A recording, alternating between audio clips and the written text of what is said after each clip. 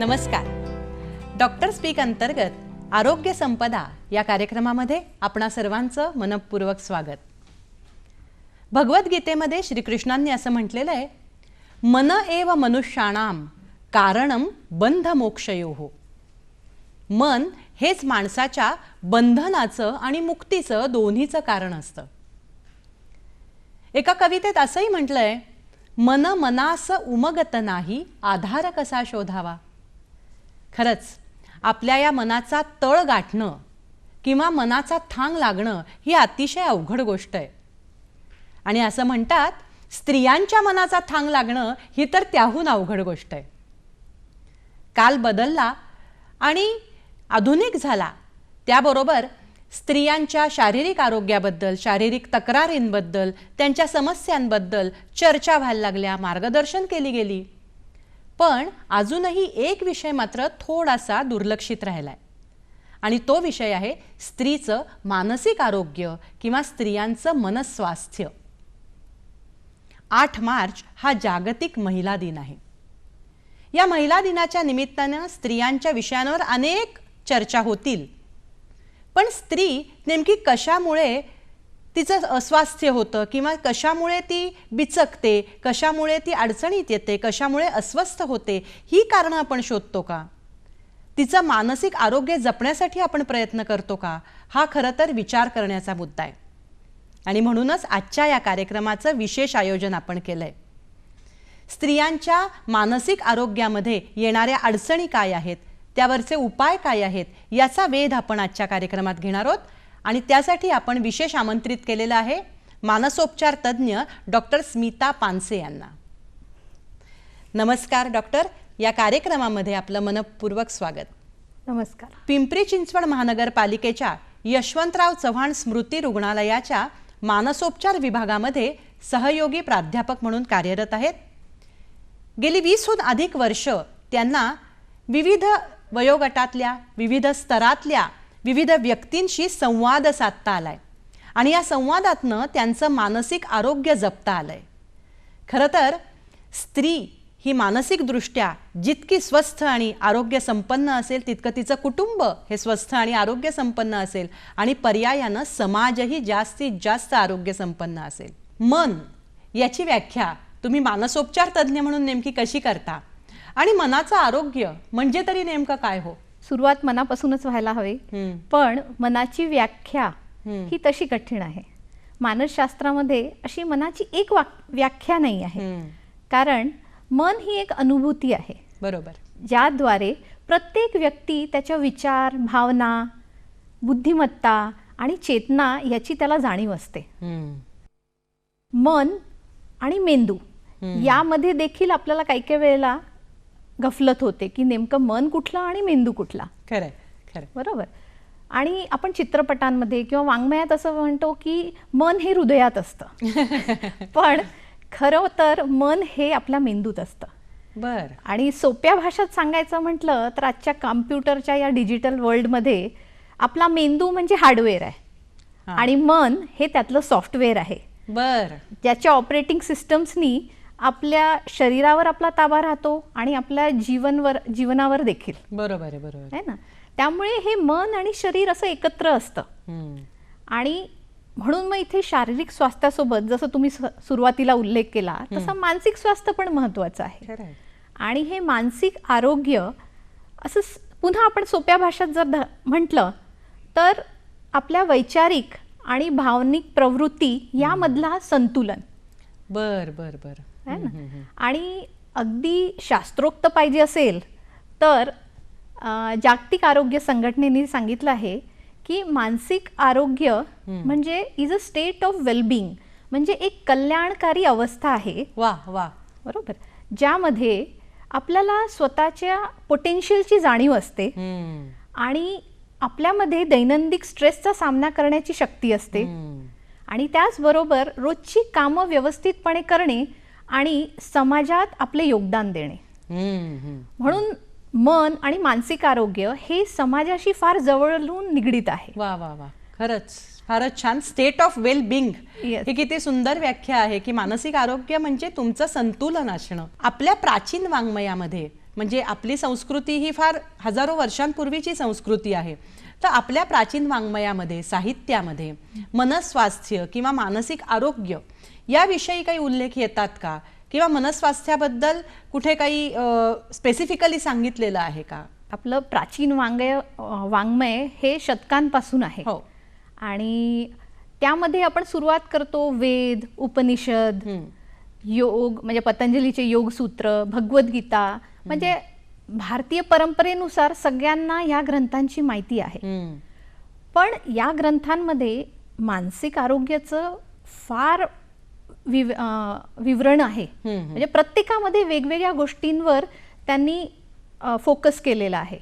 जसं वेदांमधील यजुर्वेद किंवा अथर्ववेद यामध्ये त्यांनी व्यक्तीच्या वेगवेगळ्या भावनांचा उल्लेख केलेला आहे की राग, द्वेष, लोभ, मत्सर हे कशा प्रकारे प्रत्येक व्यक्तीमध्ये असतात आणि त्याचा जीवनात कसा आपण अनुभव घेतो. बरोबर. त्यानंतर उपनिषदांमध्ये भावनांव्यतिरिक्त त्यांनी मन आणि चेतना हे याबद्दलही म्हटलंय आणि सोबत मग प्रकृती म्हणजे वेगवेगळ्या पर्सनॅलिटीज कशा असतात. आणि या पुढे जाऊन आयुर्वेदामध्ये त्यांनी 21 पर्सनॅलिटीजचं डिस्क्रिप्शन केलेलं आहे. आणि याचा आधार म्हणजे आपण जे नेहमी ऐकतो त्रिदोष किंवा जे म्हणजे प्रत्येक व्यक्तीमध्ये सत्व, राजस आणि तमस गुणांचा जे कॉम्बिनेशननी अशा वेगवेगळ्या पर्सनॅलिटीज तयार होतात. बरोबर. आणि आयुर्वेदाचा मला वाटतं आपल्या सामाजिक जीवनात शारीरिक आरोग्यासाठी बरेच लोक अनुसरण करतात. पण त्यात त्यांनी हे म्हटलेलं आहे की शरीराबरोबर आपली इंद्रिय, मन आणि आत्मा अशी चारही गोष्टी आपल्या आयु किंवा लाईफसाठी इम्पॉर्टंट आहे. या मन आणि ह्याच्याबद्दल इवन पतंजलीच्या योगसूत्रांमध्ये बऱ्यापैकी उल्लेख आहे. त्यांनी काय म्हटलं आहे की जर मनच अस्वस्थ असेल तर शरीर कसं स्वस्थ असेल. खरंय की मन आणि शरीर हे एकत्र आहे आणि त्याच्यामधली योगासने आणि ध्यानधारणा ह्याचं फार महत्व आहे मानसोपचारमध्ये. म्हणजे आता तर ते पाश्चात्य देशांपर्यंत देखील गेलेलं आहे की ज्यामध्ये योगा आणि मेडिटेशन हे याचा रोल यायला लागलाय. कारण माइंड बॉडी कनेक्शन हे खूप जास्त प्रमाणात आता जाणवायला लागलेलं आहे. अगदी खरं. आणि शेवटचं सांगायचं तर भगवद्गीता. तुम्ही आता एक श्लोक सुरुवातीला सांगितलाच, त्यावरूनच की भगवद्गीतावर बऱ्याच मानसिक आरोग्याच्या दृष्टीने संशोधन झालं आहे. आणि त्यामध्ये म्हणजे भगवद्गीतेला असं म्हणतात की ती प्राचीन काळातली पहिली सायकोथेरपी किंवा मानसिक समुपदेशनाचा खूप ज्वलंत उदाहरण आहे. कारण म्हणजे जेव्हा महाभारतात अर्जुनाला स्वतःच्या जीवलगांवर जेव्हा शस्त्र चालवायची वेळ आली, बरोबर, शस्त्र चालवायची वेळ येते तेव्हा त्याचं कसं संतुलन बिघडतं. आणि मग श्रीकृष्णांनी त्यांना भगवद्गीतेच्या 18 अध्यायामार्फत की कसं हे संतुलन मिळवण्यात मदत केली. अगदी खरं. म्हणून त्याला आपण भगवद्गीतेला फार महत्व आहे आणि ते एक प्रकारे आपण म्हणू शकतो की मानसोपचारची पद्धती आहे. ही चर्चा अशीच पुढे चालू ठेवणार आहोत, पण प्रेक्षक हो तत्पूर्वी घेऊयात क्षणभराची विश्रांती. डॉक्टर स्पीक अंतर्गत आरोग्य संपदा या कार्यक्रमामध्ये पुन्हा एकदा आपणा सर्वांचं मनपूर्वक स्वागत. आपण चर्चा करतोय स्त्रियांच्या मानसिक आरोग्याबद्दल डॉक्टर स्मिता पानसे यांच्याशी. समाजामध्ये बोलत असताना, गप्पा मारत असताना अगदी हा विषय निघतो की स्त्री आणि पुरुष या दोघांची मानसिकता, ज्याला आपण आजच्या भाषेत माइंडसेट असं म्हणतो, ते वेगवेगळे असतात. आणि स्त्रिया ज्या पद्धतीने विचार करतील त्याच पद्धतीने पुरुष करत नाहीत असं, म्हणजे एकंदरीतच माइंडसेट भिन्न आहेत.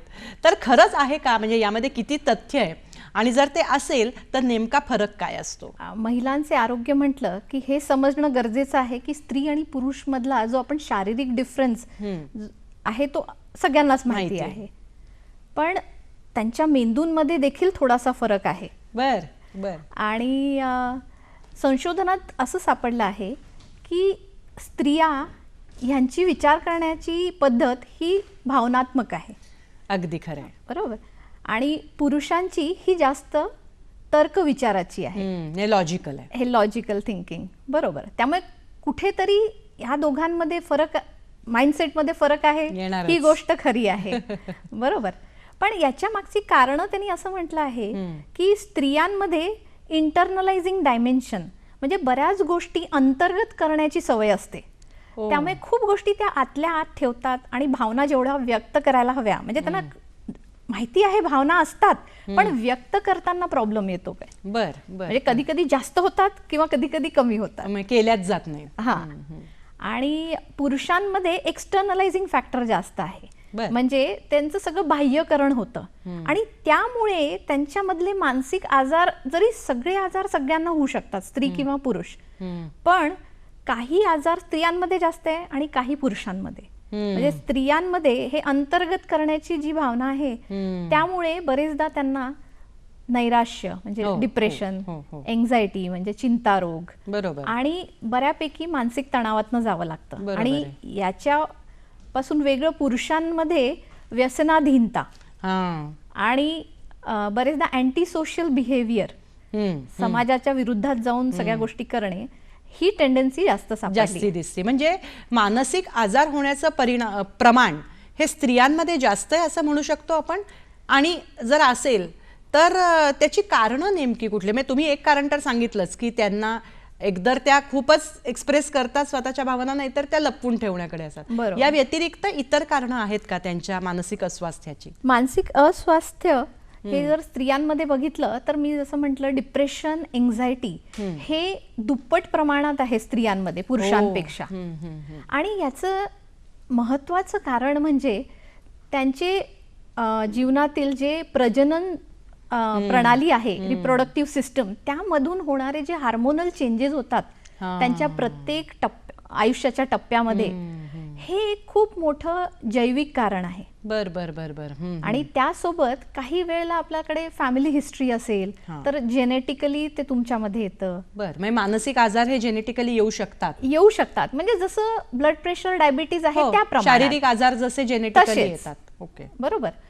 आणि जैविक सोडून मग त्याबरोबर सायकोलॉजिकल त्यांची कारणं असू शकतात. म्हणजे मानसिक दृष्ट्या आपण हे थोडंसं बघितलं की त्यांना इंटरनलायझिंग जे सिस्टम आहे त्यामुळे ते होतं. बरोबर. आणि तिसरं कारण म्हणजे सामाजिक किंवा सायकोसोशियल आम्ही ज्याला म्हणतो, की समाजामध्ये जी स्त्रियांची भूमिका आहे ती बरेचदा खालच्या स्तराची धरली जाते. बरोबर आहे. त्यांचं म्हणजे त्यांना वाढ जी मिळते किंवा प्रत्येक कुटुंबामध्ये मुलगा आणि मुलगी मध्ये जो भेद केला जातो त्यातनं त्या लहानपणापासून जात असतात.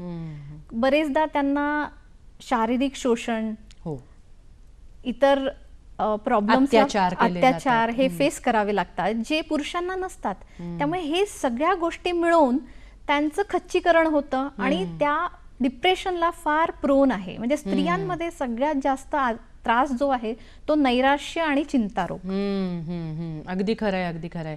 पण मग आपण आता तुम्ही म्हणलात की हार्मोनल जे त्यांचे चेंजेस होत असतात त्यांच्या आयुष्यात अनेकदा, तर त्यातला महत्वाचे टप्पे जे असतात, म्हणजे पहिला टप्पा तर तिची पाळी सुरू होते त्यावेळेला, दुसरा टप्पा गर्भधारणा आणि एकंदरीतच बाळंतपण हा, आणि तिसरा टप्पा म्हणजे पाळी बंद व्हायचा की रजोनिवृत्ती आहे. तर हे 3 महत्वाचे टप्पे आपण तिच्या प्रजनन संस्थेशी संबंधित आहेत असं म्हणू शकतो. आणि या वेळेला मॅक्सिमम हार्मोनल बदल तिच्यामध्ये होत असतात.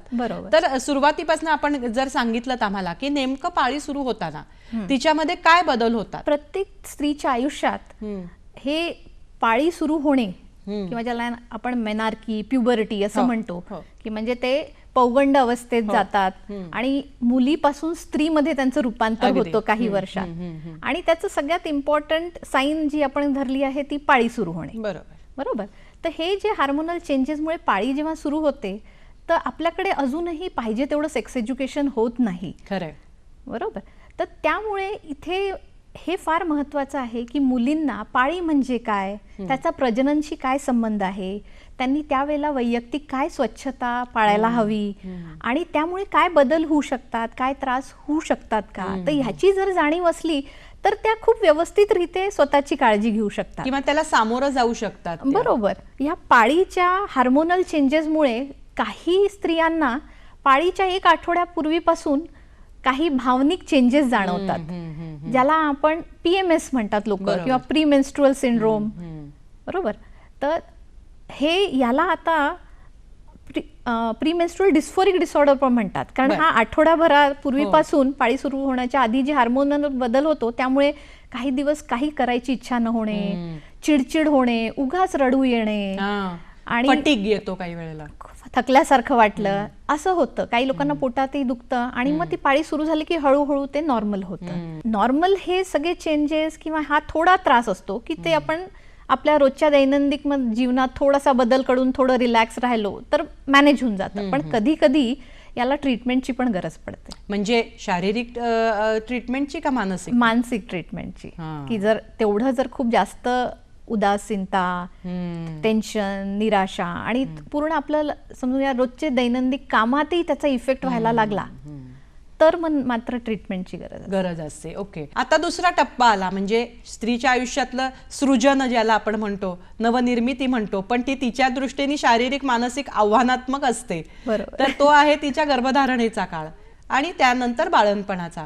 तर या काळात तिच्यात शारीरिक बदल तर ती होतच असतात, मानसिक बदल कोणते होतात? हे जे आपण म्हणतो की प्रेग्नन्सी आणि नंतर डिलिव्हरी, तर या सगळ्यामध्ये तसा हा खूप आनंदमय काळ म्हणायला असतो. पण तुम्ही जसं म्हटलं की ते स्त्री त्यातनं जेव्हा जात असते तिला वेगवेगळे अनुभव होत असतात त्या हार्मोनल बदलांमुळे.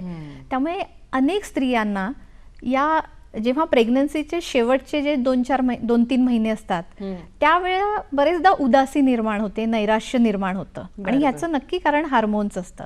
आणि पण त्यामध्ये शेवटी तिची सामाजिक काय परिस्थिती आहे, की कुटुंबीय तिला किती मदत करतात, नवरा किती लक्ष देतो, किंवा काही घरात घरगुती हिंसा होत असते, किंवा बाळंतपणानंतर देखील हे मग वाढत जातं काही काही वेळेला. आणि बाळंतपणानंतर जवळजवळ 10 ते 15% बायकांना पोस्टपार्टम डिप्रेशन, बरोबर, ह्याचा त्रास होतो. म्हणजे साधारण पहिल्या महिन्यात 2 ते 4 आठवड्यामध्ये तिला सगळे उदासीचे, नैराश्याचे लक्षणं जाणवतात, इतके की काही काही वेळेला तिला आत्महत्येला सुद्धा प्रवृत्त होतात. आणि काही वेळेला जेव्हा ह्याचं अजून सायकोसिसमध्ये रूपांतर होतं तेव्हा तिला आपल्या बाळ सुद्धा नकोसं वाटतं आणि काही काही वेळेला त्याला सुद्धा हानी पोचवायची इच्छा होते त्या भ्रमात. त्यावेळेला मात्र मानसोपचार घेणं फार महत्वाचं आहे. आणि इथे म्हणून ते कुटुंबियांचा हा किती सपोर्ट आहे तिला त्यावर हे सगळं खूप अवलंबून आहे. आणि जर लवकर लक्षात आलं तर लवकर तिची ट्रीटमेंट होणार आणि हे सगळं काहीतरी विचित्र होण्याच्या आत सगळं सांभाळलं जातं. पण तिला पुढच्या प्रेग्नन्सीमध्ये पण हे होण्याचे चान्सेस असतात, त्यामुळे त्या प्रेग्नन्सीमध्ये सुद्धा तिला काळजी घ्यावी लागणार. अगदी खरं आहे. आणि तुम्ही म्हणता त्याच्यामध्ये एक मुद्दा मला फार महत्त्वाचा वाटतो की स्त्रीचं मानसिक आरोग्य राखण्यामध्ये तिच्या कुटुंबियांचं आणि आजूबाजूच्या मंडळींचा खरं तर भूमिका फार महत्त्वाची असते. डॉक्टर, फार छान माहिती देताय तुम्ही. मंडळी, ही चर्चा आपण अशीच पुढे चालू ठेवणार आहोत, पण क्षणभराची विश्रांती घेऊयात आणि पुन्हा भेटूयात. डॉक्टर स्पीक अंतर्गत आरोग्य संपदा या कार्यक्रमामध्ये पुन्हा एकदा आपणा सर्वांचं मनपूर्वक स्वागत. आपण चर्चा करतोय स्त्रियांच्या मानसिक आरोग्याबद्दल डॉक्टर स्मिता पानसे यांच्याशी. स्त्रीच्या जीवनातल्या वेगवेगळ्या टप्प्यांवर तिच्यामध्ये काय मानसिक बदल होतात ते आपण बघतोय. जसं पहिल्यांदा आपण पाहिलं की तिला पाळी सुरू होते त्यावेळेला, दुसरं आपण पाहिलं की तिचं बाळंतपण किंवा तिचं आधीचं गर्भारपण, आणि आता तिसऱ्या टप्प्यावर आपण येऊयात, रजोनिवृत्तीचा काळ. हाही तिच्या आयुष्यात खूप महत्त्वाचा टप्पा आहे. तर या काळामध्ये तिच्यामध्ये काय बदल होतात मानसिक दृष्ट्या? रजोनिवृत्ती किंवा मेनोपॉज आजकाल लोकांना माहिती आहे हा शब्द. तर साधारण भारतामध्ये 50च्या आसपास स्त्रियांमध्ये रजोनिवृत्तीची सुरुवात होते.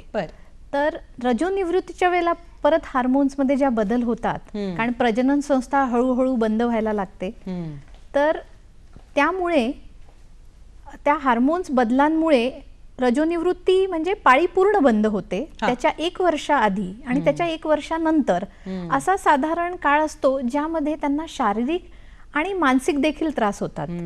शारीरिक म्हणजे खूप स्वेटिंग होणं किंवा धडधड घाबरल्यासारखं वाटणं आणि त्याचबरोबर बरेचदा नैराश्याच्या भावना निर्माण होतात. आणि ह्या सगळ्या हार्मोन्स बदलांमुळे काही काही वेळेला त्यांना हार्मोनची थेरपी सुद्धा द्यावी लागते जेव्हा ते जास्त होतात. आणि म्हणून हे जे आपण म्हटलं टप्पे की पाळीची जेव्हा सुरुवात होते, गर्भधारणा आणि डिलिव्हरी, त्यानंतर रजोनिवृत्ती, हे सगळे स्त्रियांच्या आयुष्यातले सेन्सिटिव्ह पिरियड्स आहेत. त्यामुळे त्यावेळेला त्यांच्या मानसिक आरोग्याकडे विशेष लक्ष देणं गरजेचं आहे. अगदी खरं आहे. म्हणजे शारीरिक दृष्ट्या तर हे सगळे बदल ती बघतच असते, ती ऍक्सेप्ट करत असते, त्यातनं जात असते, पण तिचं मनही त्याच वेळेला दोलायमान होत असतं असं आपण म्हणू शकतो. पण आता आम्हाला असं सांगा की जसं आपण म्हटलं की तिच्या नातेवाईकांचा त्यामध्ये खूप महत्वाचा रोल आहे, भूमिका आहे, तसं स्त्रीनी स्वतः या टप्प्यांना सामोरं जाताना स्वतःमध्ये काय बदल केले पाहिजेत किंवा कसं तिने सामोरं जायला पाहिजे? आता आपण हे स्त्रियांमध्ये मानसिक आरोग्याचे प्रॉब्लेम्स जे होतात त्याची वेगवेगळी आपण कारणं बघितली. तर काही घटक आहे सामाजिक जे तिच्या हातात नाही आहे, पण जे तिच्या हातात आहे, तिचं स्वतःचं जे सायकोलॉजिकल मेकअप किंवा स्वतःची जी मानसिकता आहे ती कशी तिने सुदृढ करता येईल आहे. बरोबर.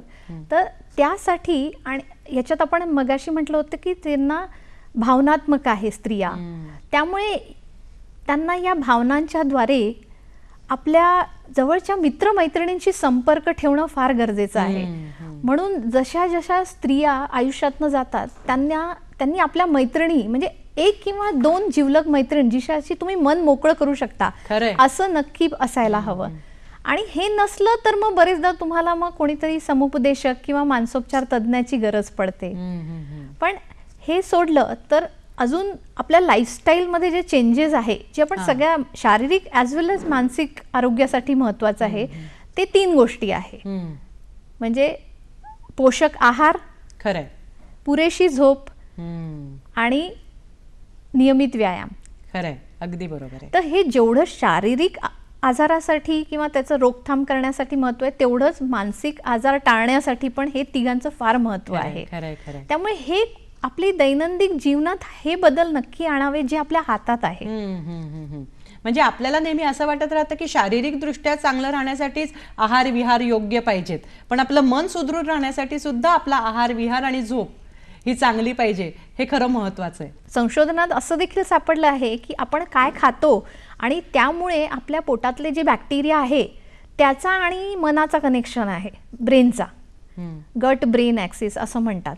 त्यामुळे त्या खाण्याचा आणि मनस्वास्थ्याचा संपर्क असा अजून हळूहळू अजून संशोधनात जाणवायला लागलाय. त्यामुळे हे करायलाच हवं. आणि याच बरोबर तिने स्वतःचे शिक्षण आणि आत्मनिर्भर होणे हे फार गरजेचं आहे, ज्यामुळे तिचा स्वतःचा आत्मविश्वास वाढेल. तुमची ही पंचसूत्री फार छान सांगितलीत तुम्ही डॉक्टर. आहार विहार, झोप, संवाद आणि आता तुम्ही शेवटचं जे सांगितलं की आत्मनिर्भर होणं, ही जर पंचसूत्री स्त्रीनी लक्षात ठेवली तर खरंच तिला या मानसिक आजारांना सामोरच जावं लागणार नाही.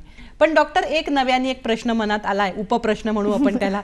तुम्ही सामाजिक कारणांचा विचार केलात आणि मग आपल्या रूढी परंपरा काही आहेत, पुरुष प्रधान संस्कृती ज्याला आपण म्हणतो, पण एक सामाजिक कारण आता असं वाढत चाललंय की ही समाज माध्यमं पण वाढत चालली आहेत. समाज माध्यमांचा वापर, लॅपटॉपचा वापर यांनी पीअर प्रेशर तिच्यावर वाढतं. तर ह्याचा होतो का हो परिणाम तिच्या मानसिक म्हणजे सगळ्या स्वास्थ्यावर होतो का परिणाम? प्रत्येक नवीन टेक्नॉलॉजिकल ॲडव्हान्समेंट जी होते त्याचा फायदे आणि तोटे आहे. हो ना, बरोबर. म्हणजे आपण जर आता कोविडच्या काळात म्हणू तर हे सोशल मीडिया हे खूप मोठा आधार होता लोकांना वेळ घालवायला, कारण तुम्ही घरात एकटे होता आणि त्याच्या झूम मीटिंग्स किंवा ह्याद्वारे कितीतरी कुटुंब वेगवेगळ्या ठिकाणी जरी सगळे मेंबर्स असले तरी त्यांच्यामध्ये संवाद चालू होता. त्यामुळे हा चांगला भाग झाला. दुसरा भाग म्हणजे आता सोशल मीडियामधलं फेसबुक, इंस्टाग्राम यामध्ये जे तुम्ही म्हणता आहे त्यात एक महत्वाचं हे म्हणजे तरुण वयातल्या ज्या मुली आहेत ज्या ह्याचा वापर जास्त करतात त्यांच्यामध्ये हे काही वेळेला बॉडी इमेजचे प्रॉब्लेम्स होतात. बरोबर, कारण आपण ते सारखं मॉडेल्स आणि चित्रपटात जे खूप सुंदर मेकअप केलेल्या ज्या स्त्रिया दिसत असतात त्या आयडियलिस्टिक वाटायला लागतात की आपण असं असायला पाहिजे. मग आपल्या चेहऱ्यावरचे थोडेसे डाग किंवा आपला थोडासा स्थूलपणा असेल किंवा अगदी आपण त्या परफेक्ट इमेजमध्ये बसत नाही, त्यामुळे मग ते त्याच्यात वाहवत जाऊ शकतात आणि त्यासाठी मग त्यामुळे काही काही वेळेला इटिंग डिसऑर्डर्स पण तयार होतात. बॉडी शेमिंग बरोबर, म्हणजे ते सगळं आहे, ते वेगळं. अजून सायबर बुलिंग आणि हे सगळं प्रकार वेगळा झाला. पण स्त्रियांकरता हे ह्याला जर सोशल मीडियाचा खूप अतिवापर केला, सारखे आपण इझिली फोटो काढतो आणि सारखे अपलोड करत असतो, तर मग म्हणजे सारखी तुलना होत राहते की यांचं आयुष्य किती सुंदर आहे, इतके सुंदर फोटो आहे आणि माझं आदर्श आयुष्य चाललंय आणि माझ्याच आयुष्यात कमतरता आहे असं वाटत राहतं. म्हणजे हा खूप मोठा प्रॉब्लेम आहे. आणि असं जाणवलं आहे की ज्या स्त्रिया सोशल मीडियाचा वापर जास्त करतात त्यांच्यामध्ये नैराश्य हे जास्त सापडतं. म्हणजे हे कारण पण आहे आणि आउटलेट पण आहे, असं दोन्ही प्रकारे ते चालू आहे. बरोबर आहे. म्हणजे त्या समाज माध्यमाचा चांगला वापर करून घेणं हे खरंच उपयुक्त आहे, पण त्याचा अतिवापर झाला तर तुम्ही म्हणलात तसं की नैराश्य वाटायला लागतं आणि आपलं आयुष्य हे कटकटींनी भरलंय आणि दुसऱ्याचं आयुष्य हे किती छान चाललंय, अशा ताणाला ती समोरी जाऊ शकते. बरोबर. आता तुम्ही अनेक रुग्णांना बघता, समाजामध्ये वेगवेगळ्या स्तरांमध्ये वेगवेगळ्या वयोगटांमध्ये रुग्ण असतात. एखादी स्त्री ही मानसिक दृष्ट्या अस्वस्थ आहे, आजारी आहे, हे नेमकं तुम्ही कसं ओळखता आणि ते ओळखण्यासाठी काही लक्षणं आहेत का? आतापर्यंत आपण जी चर्चा केली त्यात आपल्याला एवढं कळलं आहे की स्त्रियांमध्ये नैराश्य, चिंता रोग आणि तणाव घेण्याची जास्त आहे, तणाव घेणं. त्यामुळे डिप्रेशनची जी लक्षण आहे की सारखं उदास वाटणे, रडायला येणे आणि काही कशातच मन नाही लागत, म्हणजे रोजच्या ती मुलांकडे पण लक्ष तिचं कमी झालेलं आहे. घरचे जे वडीलधारी लोकांकडे ती सगळं त्यांचं हे करायची ते सगळं कमी व्हायला लागलं आहे. आणि एकूणच सगळ्यांची बोलणं कमी झालेलं आहे. हळूहळू ती कधी कधी तिने आत्महत्येबद्दल जर विचार करायला लागली आणि तिने ते व्यक्त केलं तर हे आपल्याला गांभीर्याने घ्यायला पाहिजे. आणि सोबत ज्या रोजच्या घडामोडी होतात त्यामुळे धडधड, घाबरणं आणि त्यामुळे कुठेच एकटं बाहेर नाही जाणं, मला कोणीतरी सोबतच हवं, ही सगळी लक्षणं असू शकतात की मानसोपचारची गरज आहे. पण सगळ्यात महत्वाचं म्हणजे डिप्रेशन आणि एन्झायटी यांची जी लक्षणं आहे ही पुरुषांमध्ये आणि स्त्रियांमध्ये तशी सारखीच असतात, पण स्त्रियांमध्ये ती जास्त कालासाठी राहतात. बर. आणि बरेचदा आपल्या समाजात त्याच्याकडे दुर्लक्ष केलं जातं. अगदी खरं. त्यामुळे ते काही काही वेळेला एकदम टोकाच्या थरावर आत्महत्येच्या रूपातच डायरेक्ट दिसतं की आत्महत्या झाल्यावरच कळतं की अच्छा त्यांना मानसिक आजार असेल. बरोबर. म्हणजे त्यांच्या वर्तनामध्ये होणारे जे बारीक सारीक बदल आहेत ते इतरांना जाणवले पाहिजेत आणि जर ते जाणवत असतील तर त्याच्याकडे दुर्लक्ष करून चालणार नाही. बरोबर, फार महत्वाचं आहे. प्रेक्षक हो, आपण ही चर्चा अशीच पुढे चालू ठेवणार आहोत, पण तत्पूर्वी घेऊयात क्षणभराची विश्रांती आणि पुन्हा आपल्या विषयाकडे वळूयात. डॉक्टर स्पीक अंतर्गत आरोग्य संपदा या कार्यक्रमामध्ये पुन्हा एकदा आपल्या सर्वांचं मनपूर्वक स्वागत. आपण चर्चा करतोय डॉक्टर स्मिता पानसे यांच्याशी स्त्रियांच्या मानसिक आरोग्याबद्दल. डॉक्टर, तुम्ही फार महत्त्वाची माहिती दिलीत की ती लक्षणं कशी असतात. डिप्रेशन किंवा चिंता किंवा ताणतणाव हे जे लक्षणं दिसत असतील तर ती कशी ओळखायची ही तुम्ही आम्हाला फार छान सांगितलं. आता आपण एका वेगळ्या विषयाकडे वळूयात, ज्या गेली 2 वर्ष या कोविडच्या काळामध्ये आपण वावरतोय आणि अक्षरशः म्हणजे मानसोपचार तज्ज्ञांना आव्हान असे काही काही उदाहरणं या काळामध्ये घडली आणि स्त्रियांच्याही बाबतीत तोच परिणाम आला की सगळ्याच जनतेवर, सगळ्याच लोकांवर एकंदरीत एन्झायटी असो किंवा काय होईल पुढे अशी अनिश्चितता होती. तर या सगळ्याचा परिणाम समाजाच्या सगळ्याच स्तरातल्या लोकांवर झाला. मला विचारायचं असं आहे की विशेषतः स्त्रियांमध्ये या कोविडच्या नंतरच्या काळामध्ये काय परिणाम दिसून आले, त्यांच्या मनस्वास्थ्यावर, मानसिक आरोग्यावर कुठले वाईट परिणाम दिसून आले? आता जसं आमचं YCM रुग्णालय देखील हे कोविड रुग्णालय म्हणून झालं होतं, तर त्या काळात देखील बऱ्याच स्त्रिया सुरुवातीला पॅनिक अटॅक्सनी यायच्या, म्हणजे छातीत धडधड, घाबरणं, म्हणजे चिंता इतकी जास्त होऊन जाते की असं वाटतं की आता आपल्याला काहीतरी होणार आहे. आणि कोविडचा सगळ्यात मोठा मानसिक परिणाम जो झाला की त्याचं मागचं कारण म्हणजे जी अनिश्चितता होती, फर्स्ट वेव्ह आणि सेकंड वेव्ह असं जर आपण धरलं तर फर्स्ट वेव्ह मध्ये इतकी भीती होती की आता कोविड झाला म्हणजे सगळं संपलं अशी भावना लोकांमध्ये होती. आणि सेकंड वेव्ह मध्ये मात्र ती कमी झाली. म्हणजे आम्ही आता आमच्या हॉस्पिटलच्या डॉक्टर्स स्त्रियांमध्ये पुरुषांमध्ये ह्या जेव्हा संशोधन केलं की फर्स्ट वेव्ह मध्ये त्या लोकांमध्ये डिप्रेशन, एन्झायटी, स्ट्रेस हे खूप जास्त होता. त्या मनाने सेकंड वेव्ह मध्ये मनाची तयारी झाली होती आणि बऱ्यापैकी आता कोविडची वॅक्सिन आली होती, त्यामुळे असा मनाला आधार होता. तर अशा याने स्त्रियांमध्ये असं स्पेसिफिक जर म्हणायला गेलं तर ह्या कोविडच्या लॉकडाऊन आणि ह्या परिस्थितीत तिच्यावर जबाबदाऱ्या जास्त वाढल्या, कारण वर्क फ्रॉम होम सुरू झालं, त्यामुळे सगळेजण घरातच.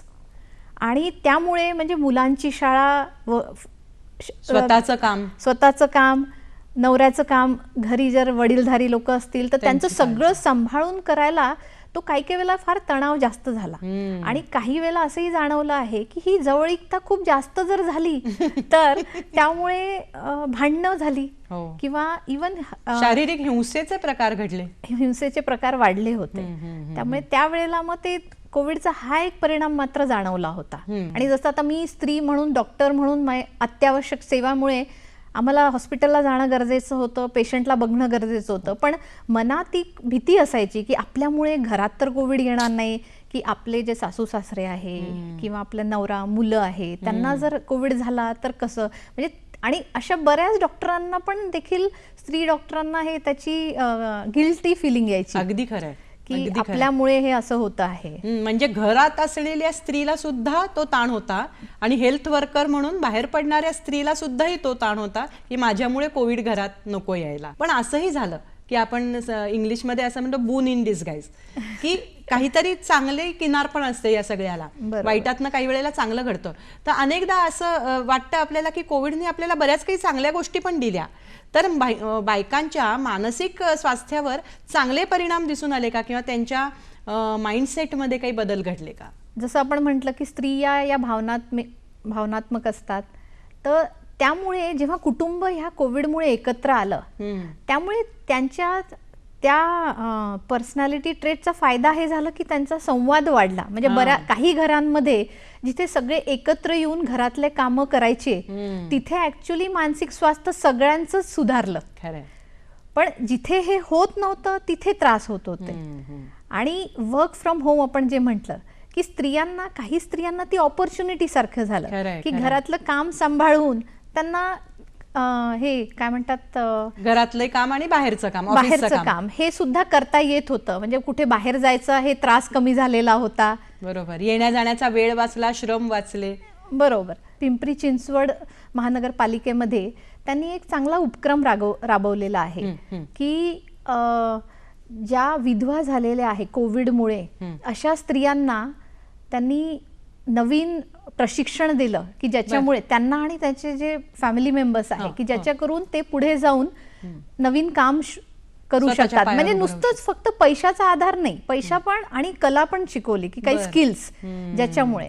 तर हे काही वेळेला आपल्याला इतरांकडूनही मदत मिळते. त्यामुळे इथे एकूण हेच आहे की कोविडमध्ये जसं तुम्ही म्हणताय की याचा एक जर आपण मोठा असा दृष्टिकोन जर विचार केला तर चांगल्या गोष्टी पण काही घडल्या आहे की आपण नेचरशी जवळ जायला लागलो आहे. आपल्याला हायजीन म्हणजे महत्व म्हणजे अगदी खालच्या स्तरापर्यंत लोकांपर्यंत पोहोचलं. खरंय. म्हणजे वाईट आणि चांगल्या या दोन्ही बाजू घडल्या. मला असं वाटतं चांगल्यामध्ये हे घडलं की माणसाला माणसाची किंमत कळली, हे एक घडलं. आणि दुसरं, शारीरिक स्वास्थ्य हे टिकवणं महत्त्वाचंच होतं, कारण आपली इम्युनिटी आपल्याला वाढवायची होती. मनाचं स्वास्थ्य आणि शारीरिक स्वास्थ्य ही दोन्ही टिकवणं, हे याबद्दलची जागरूकता मला असं वाटतं लोकांच्या मनात. अगदी. कारण आम्ही म्हणजे माझा आता अनुभव हॉस्पिटलचा असल्यामुळे मी ते एक्झाम्पल देते आहे की आमच्या हॉस्पिटलमध्ये आम्ही रोज अनाउन्समेंट करायचो 10 मिनिटासाठी जेव्हा पेशंट्स ऍडमिट होते, आणि हे की त्यांनी कोविड म्हणजे काय आणि त्यांनी न घाबरता काय गोष्टी केल्या की त्यांना रिलॅक्स्ड वाटेल आहे. आणि थोडीफार भीती किंवा थोडीशी चिंता वाटणं हे साहजिक आहे आणि त्यांनी आपला कुटुंबियांशी फोनद्वारे संपर्कात राहावं आणि त्यांची व्यवस्थित काळजी घेतली जाईल. ह्यांनी बऱ्याच लोकांनी आम्हाला हे सांगितलं की त्यामुळे आम्हाला फार आधार वाटायचा. खरं म्हणजे किती छोटी गोष्ट आहे खरं, पण त्याचा फायदा असा होत होता की त्याचा आधार पेशंटला वाटतो. अगदी खरंय. तुम्ही मगाशी जे सांगितलं डॉक्टर की 5 वेगवेगळ्या प्रकारे आपण उपाय करू शकतो, आता तुम्ही हे सांगताय, मला असं वाटतं की स्त्रीच्या मानसिक स्वास्थ्यामध्ये किंवा ते स्वास्थ्य टिकून राहण्यामध्ये कुठेतरी ती सश्रद्ध असणं किंवा श्रद्धेचा पण भाग येतो का हो, आणि असेल तर त्याचा फायदा होत असेल का? आपण जसं म्हटलं भारतीय परंपरेत श्रद्धा किंवा एखादं रिलिजन फॉलो करणं आणि त्याचे मग रिच्युअल्स फॉलो करणं की तुम्ही प्रार्थना करता आहे आणि काही गोष्टी करतात, त्यांनी मनाला समाधान मिळतं. आम्ही नेहमी स्त्रियांना सांगतो की तुम्हाला श्रद्धा आहे ना, तुम्ही त्या श्रद्धेनी पूजा पाठ किंवा प्रार्थना जे काही करायचंय ते नक्की करा, कारण ते पण एक प्रकारचं तुमच्यासाठी रेमेडीच आहे ते. बरोबर आहे की म्हणून म्हणजे जसं म्हटलं की जसं भगवद्गीतेला म्हटलं आहे की हे मानसोपचारची एक पद्धती असू शकते की असं प्रत्येक धर्मात आहे की तुम्ही काही गोष्टी करता ज्यांनी मनाला शांतता मिळते आणि त्यामुळे मन रिलॅक्स होतं, प्रसन्न होतं. त्यामुळे ज्या गोष्टींनी तुम्हाला श्रद्धेचा भाग तिथे आहे. आणि दुसरा भाग म्हणजे पॉझिटिव्ह थिंकिंग. श्रद्धेमुळे जे तुम्हाला पॉझिटिव्हिटी जाणवते, वाटायला लागते की सगळं सकारात्मक विचार जे येतात, त्यासाठी श्रद्धेचा खूप मोठा वाटा आहे. की म्हणून असं म्हणतात की ज्यांना श्रद्धा आहे त्या लोकांमध्ये मे बी चांगली गोष्ट जास्त होतात कारण त्यांना त्याच्यावर विश्वास असतो की पॉझिटिव्हली तुम्ही विचार केला की नाही हे होईलच आणि माझा विश्वास आहे, मग ते होईलच. अगदी बरोबर आहे. म्हणजे तुम्ही काही देवालाच मानलं पाहिजे असं नाहीये.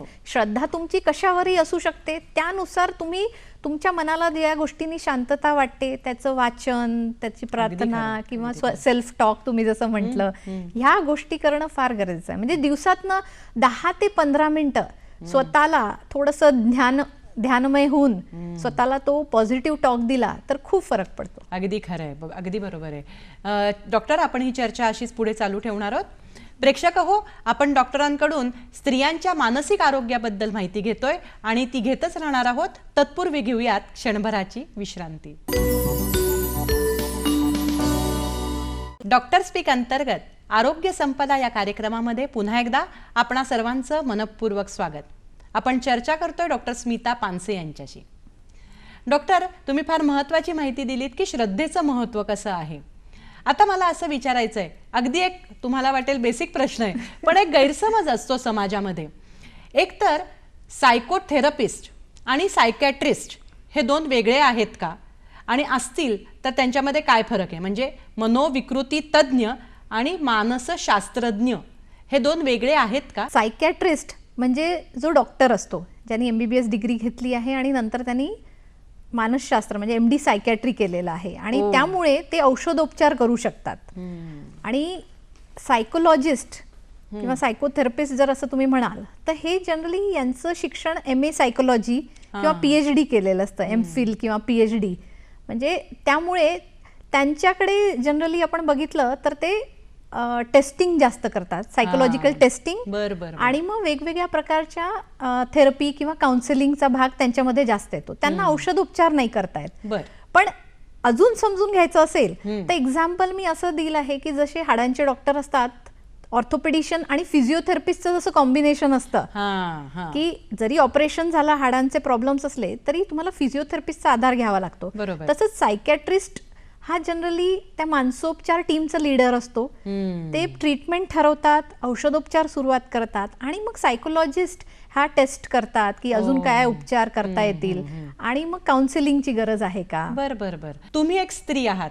आपण 8 मार्च या जागतिक महिला दिनाच्या निमित्तानेच हा कार्यक्रम आयोजित केलेला आहे आणि आपण बोलतोय स्त्रियांच्या मानसिक आरोग्याबद्दल.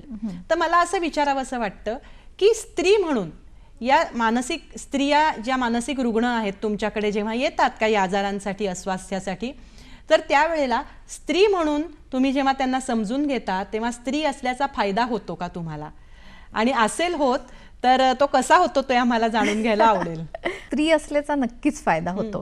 म्हणजे आणि हे मानसोपचार म्हणजे हे सायकॅट्री हे मी स्वतः बाय चॉईस निवडलेलं आहे की कारण मला नेहमी वाटायचं की एखादा माणूस का वागतो, चांगलं किंवा वाईट, दोन्ही प्रकारे.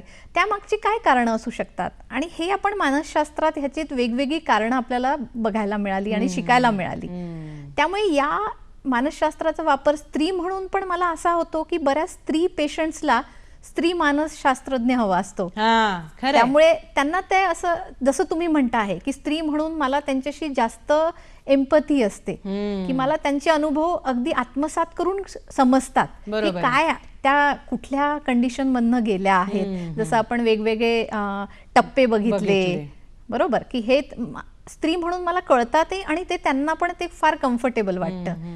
एकूण आणि संशोधनात देखील असं सापडलंय की ज्या स्त्री सायकॅट्रिस्ट आहेत, विमेन सायकॅट्रिस्ट, की त्या पेशंट्सला जास्त वेळ देतात आणि त्या प्रिव्हेंटिव्ह मेजर्स पण जास्त लक्ष देऊन काउन्सिलिंग जास्त करतात आणि त्यामुळे पेशंट्सला समाधान जास्त मिळतं. वा वा, खरंय. आणि मला असं वाटतं की स्त्री स्त्रीशी मोकळेपणाने बोलू शकते. म्हणजे एक स्त्री म्हणून तुमच्याकडे जेव्हा ती येईल तेव्हा तिला असं वाटत असणार नक्की की स्त्री म्हणून माझे जे प्रश्न आहेत ते स्त्री म्हणून तुम्ही जास्ती समजून घेऊ शकता मोकळेपणाने. कुठलाही आडपडदा, संकोच ज्याला आपण म्हणतो, एखाद्या डॉक्टरशी बोलताना स्त्री म्हणून तिला संकोच वाटू शकतो पुरुष डॉक्टरशी बोलताना. बरोबर. आणि स्त्री जेव्हा आपल्या ह्या प्रजनन प्रणालीशी म्हणा किंवा आता आपण जसं लैंगिक अत्याचार म्हटले, ह्याच्या सगळ्या संबंधी ज्या गोष्टी असतात ह्या नक्कीच स्त्री म्हणून त्या शेअर करायला त्यांना भीती वाटत नाही आणि रिलॅक्स्ड वाटतं. बरोबर आहे. आणि जसं तुम्ही म्हटलात की स्त्रिया ह्या जास्त इमोशनल आहेत, संवेदनशील आहेत, त्यामुळेही त्या दोघींची बहुतेक मॅच होत असेल ट्युनिंग. बरोबर. म्हणजे एकूणच ती जी आपली भावनात्मक म्हणजे डॉक्टर म्हणून मला पण ते करायला मानसोपचार मधला जे काउन्सिलिंग करायला छान वाटतं आणि त्यांना पण तो अनुभव फार समाधानकारी वाटतं. अगदी खरंय. आता याच विषयाच्या अनुषंगाने तुम्ही आता गेली 20 वर्ष या क्षेत्रामध्ये काम करताय, तर असंच स्त्री म्हणून जेव्हा तुम्ही काम करता, अनेक स्त्रियांचे प्रश्न सोडवता, असा एखादा अनुभव आम्हाला सांगा ना किंवा शेअर करा आमच्या बरोबर की जो तुमच्या लक्षात राहिलाय. तर इतक्या वर्षात बरेच स्त्री पुरुष यांचं आपली ट्रीटमेंट झाली आहे, पण मला एक स्त्री पेशंटचा उल्लेख करावासा इथे वाटतो, कारण ती गेल्या 20 वर्ष माझ्याकडे आहे ट्रीटमेंटला. बापरे. बरं. म्हणजे मी जेव्हा शिकत होते त्यावेळेला ती 18 वर्षाची मुलगी तीव्र मानसिक आजाराने आमच्या रुग्णालयात ऍडमिट झाली होती. म्हणजे त्यावेळेला तिला असा भ्रम होता, म्हणजे ती कॉलेजमध्ये होती आणि तिला असं वाटायचं की माझे जे शिक्षक आहे त्यांचं माझ्यावर प्रेम आहे. अरे बापरे. आणि त्यामुळे ती विचित्र वागायला लागली कॉलेजमध्ये पण आणि घरी पण. म्हणून मग तिच्या भावानी आणून तिला ऍडमिट केलं आणि त्यातनं तीच पूर्ण औषधोपचारांनी महिन्याभरात बरी झाली. नंतर तिला स्वतःलाच त्याबद्दल फार गिल्टी वाटायचं की मी असं कसा विचार करू शकते, आणि मग त्यामुळे काही काही वेळेला आम्हाला तिला डिप्रेशनची पण ट्रीटमेंट द्यावी लागली. पण ह्याच्या पुढे मेन स्टोरी जी आहे की पुढे जाऊन तिच्या भावाला आणि बहिणीला पण मानसिक आजार झाला. अरे अरे. पण तिने स्वतःची ट्रीटमेंट चालू असताना त्या दोघांची काळजी घेतली, त्यांची पण ट्रीटमेंट, औषधोपचार. म्हणजे हे मानसिक आजार जेव्हा तीव्र असतो, स्किझोफ्रेनिया, बायपोलर डिसऑर्डर किंवा हे, त्यामध्ये तुम्हाला मानसोपचार किंवा औषधी बरेच वर्ष आजीवन सुद्धा घ्यावी लागू शकतात. तर त्यामुळे तिला स्वतःची ट्रीटमेंट ती करायची आणि या दोघांचे, आणि घर सांभाळलं तिने.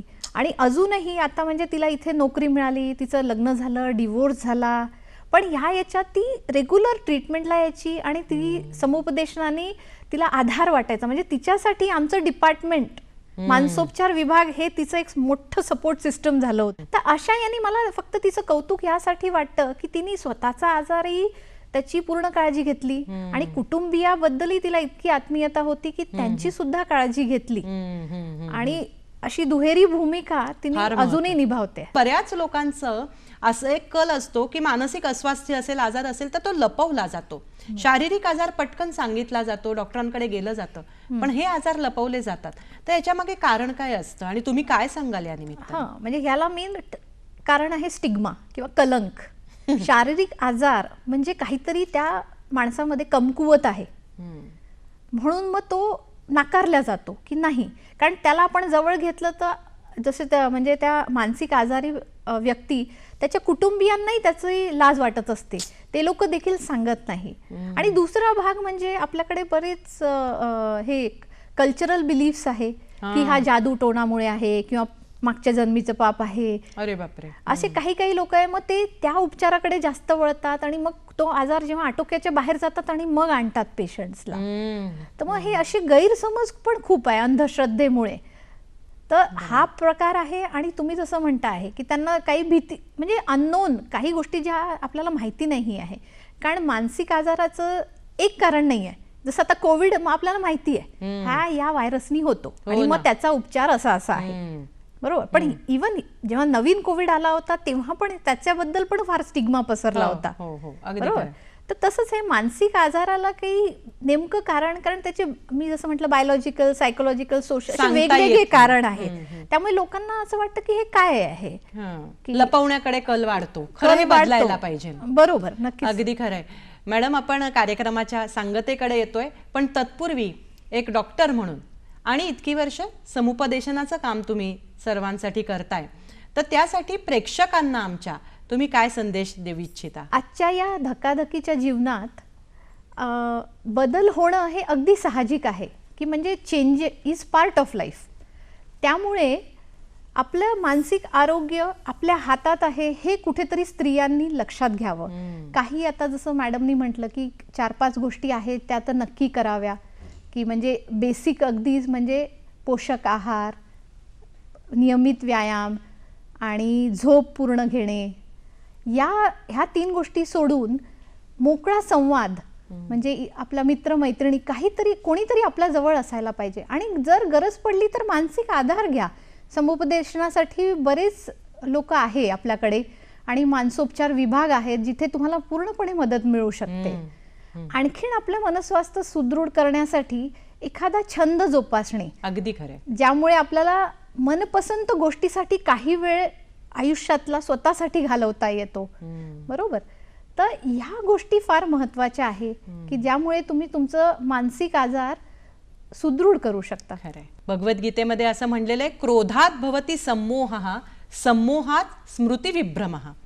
आणि या क्रोधामुळे या मानसिक जे काही आपल्यामध्ये दोलायमान अवस्था होत असते यांनी अक्षरशः आपलं संपूर्ण जीवन उद्ध्वस्त होईपर्यंत त्याची मजल जाऊ शकते. म्हणूनच आपण स्त्रियांनी जास्ती सजग असलं पाहिजे. आपल्या शारीरिक स्वास्थ्याबरोबर आपलं मानसिक स्वास्थ्य सुद्धा कसं जपता येईल याकडे. नाहीतर मग मन वढाय वढाय उभ्या पिकातलं ढोर, किती हाकला हाकला तरी येतं पिकावर, अशी अवस्था होऊन जाते.